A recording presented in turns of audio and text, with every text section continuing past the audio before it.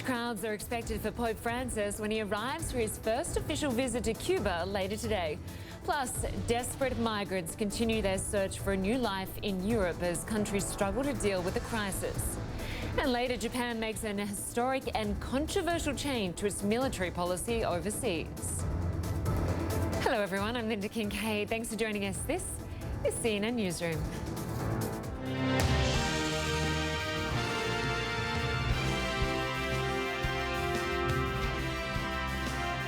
Right now, Pope Francis is on his way to Cuba. He's just departed Rome a short time ago. He will be reaching out to the Roman Catholic faithful in a country that was officially atheist until 1992. The trip comes amid an historic warming of relations between the US and Cuba that's been helped along by the Pope himself. His first stop, Havana, where he'll hold Sunday Mass in Revolution Square. Then it's on to Holguin and Santiago before a trip to the US. So in about 8 hours, the Pope should be landing in the Cuban capital.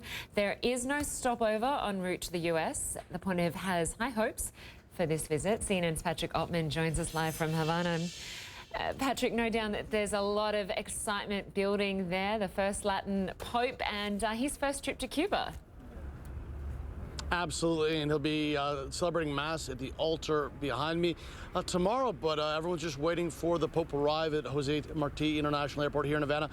Cuban President Raul Castro will greet him, they will speak, and then the Pope will come in, and we expect a pretty big motorcade to the basically the Vatican's embassy here in Havana. Will he be staying during his time in Cuba? And even this morning they were still finishing up the final details, but Cubans very, very excited to see something of his Pope, even if it's from a distance. There'll be hundreds of thousands of people here, Linda, come Sunday.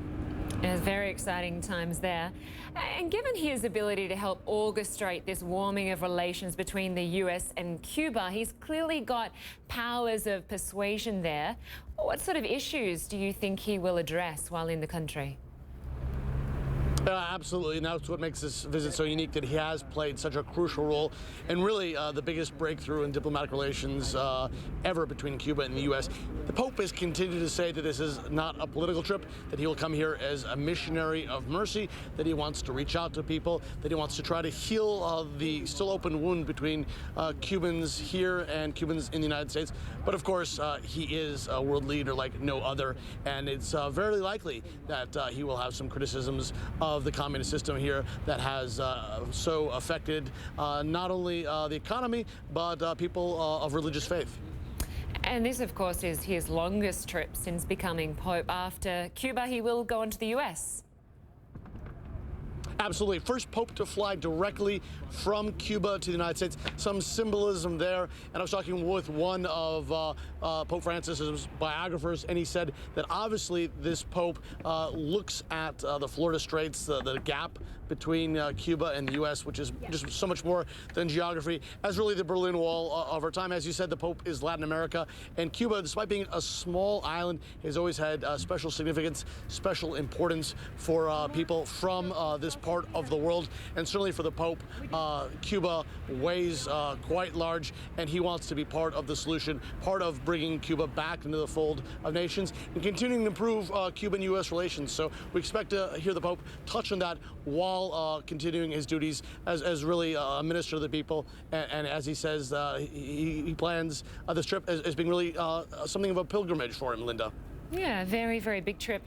Patrick Oppman in Havana, thank you very much. We'll talk to you soon. Thank you. And the church calls Cuba a majority Catholic country, but the answer may be a little bit more complicated. In a recent national poll, more than 44% of Cubans said they were not religious. 27% identified as Catholic, with fewer indicating evangelical or Protestant beliefs.